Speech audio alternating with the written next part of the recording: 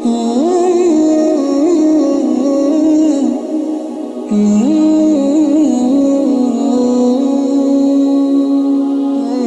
اللہ الرحمن الرحیم۔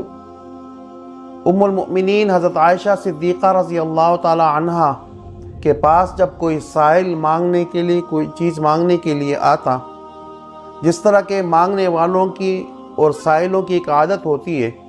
کہ وہ لوگوں کو دعائیں دیتا ہے تاکہ دعا کے وجہ سے اس کا دل نرم ہو جائے اور وہ مجھے کچھ صدقے کے طور پر دے دے۔ تو جب کوئی سائل آتا مانگنے کے لیے اور وہ دعائیں دیا کرتا تھا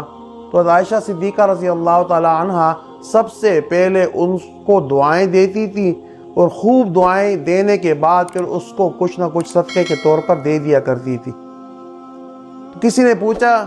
اے امی، یہ آپ کیا کرتی ہیں کہ مانگنے والا آپ سے مانگنے کے لیے آتا ہے اور اس کے بعد جو ہے نا آپ پہلے اس کو دعائیں دیتی ہیں، دعائیں دینے کے بعد پھر آپ اس کو کوئی چیز ہدیے کے طور پر یا صدقے کے طور پر دے دیا کرتی ہیں، اس کی وجہ کیا ہے؟ تو ام المؤمنین ام عائشہ رضی اللہ تعالی عنہ نے فرمایا کہ جو مانگنے والا آتا ہے وہ مجھے دعائیں دیتا ہے اور میں اس کو کوئی چیز دیتی ہوں،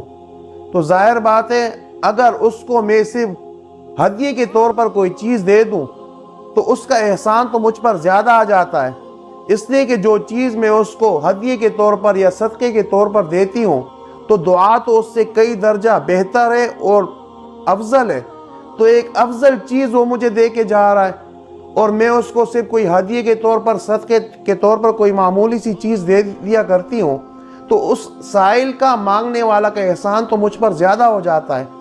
اس وجہ سے میں چاہتی یہ ہوں کہ جس کو میں کوئی ہدیہ دوں یا صدقہ دوں وہ میرا کسی احسان کے بدلے میں نہ ہو، اس لیے میں پہلے سائل کی دعا کے بدلے میں اس کو میں خوب دعائیں دے دیتی ہوں تاکہ اس کا یہ احسان میرے اوپر نہ آئے، اور اس کے بعد میں اس کو ہدیے کے طور پر یا صدقے کے طور پر کوئی چیز دے دیا کرتی ہوں تاکہ میرا صدقہ خالص رہے اور وہ کسی احسان کے بدلے میں نہ ہو۔ تو ہمیں بھی چاہیے کہ اگر کوئی مانگنے والا آ جائے تو دعا کے بدلے میں انسان دعا بھی دے دے اور اس کے بعد اس کو کچھ اپنے طور پر